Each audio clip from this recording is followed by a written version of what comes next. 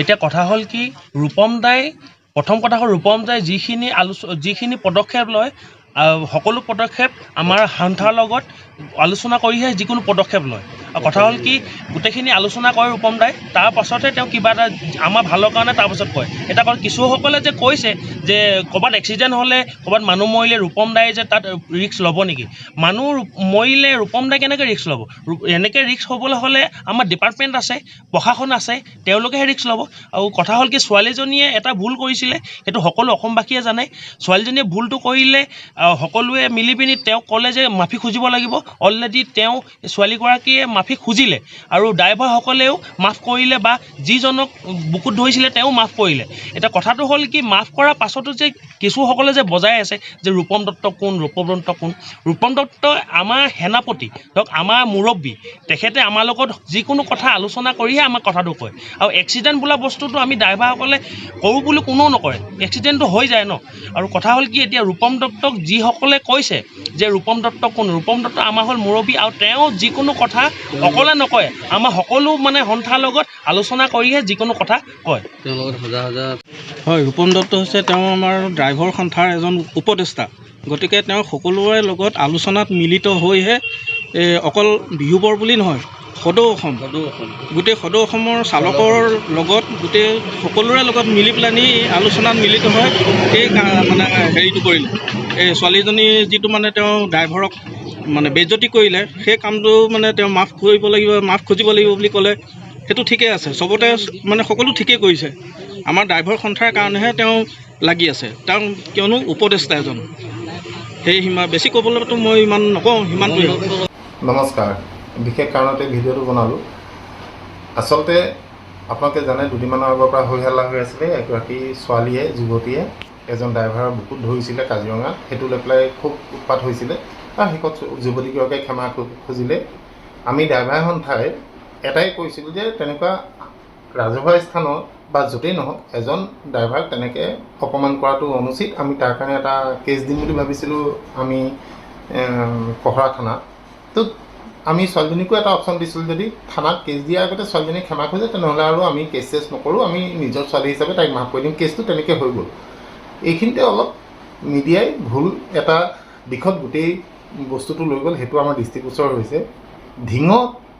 যিদিনাখন আমি গধূলি ছোৱালীজনীয়ে ফোন কৰিলে তাৰ পিছদিনাখন আমাৰ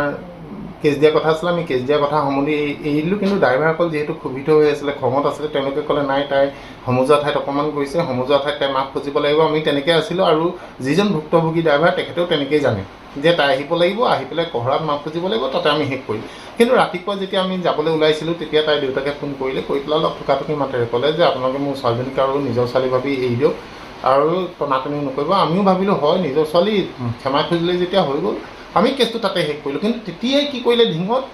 এই দীপু নামৰ ভুক্তভোগী ড্ৰাইভাৰজনে বাইক লৈছিলে তেতিয়া তেওঁ আমাৰ সংগঠনৰ মতেই তেওঁ ক'লে যে তাই আহিব লাগিব মোৰ আগত মাফ খুজিব লাগিব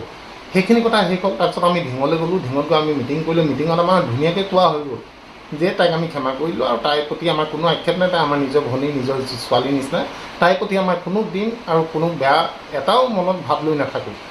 আৰু সেইখিনি কৰি থাকোঁতে ভুক্তভোগী ড্ৰাইভাৰজনক সোধাও হৈছিলে যে দীপু তোমাৰ মত আছেনে সি কৈছে নাই দাদা আপোনালোকে যি কৈছে আৰু মই তাতে মোৰ আৰু ছোৱালীজনীৰ প্ৰতি একো নাই সেইখিনি কথা মিডিয়াত কাটি দিলে কাটি কি কৰিলে আমাৰ ভিডিঅ'টো বজাই দিলে বজাই পেলাই যেতিয়া সেইটো ভিডিঅ' গোটেই ৰাইজৰ মাজে গ'ল তাৰপিছত কি কৰিলে ৰাতিপুৱা দীপুৰ পৰা যিটো ভিডিঅ' লৈছিলে সেই ভিডিঅ'টো দিয়াৰ পিছত ৰাইজৰ মাজত এটা বিভ্ৰান্তিকৰ পৰিৱেশৰ সৃষ্টি হ'ল যে ড্ৰাইভাৰ সন্থাই কৈছে মাফ কৰি দিলোঁ আৰু চালকজনে কৈছে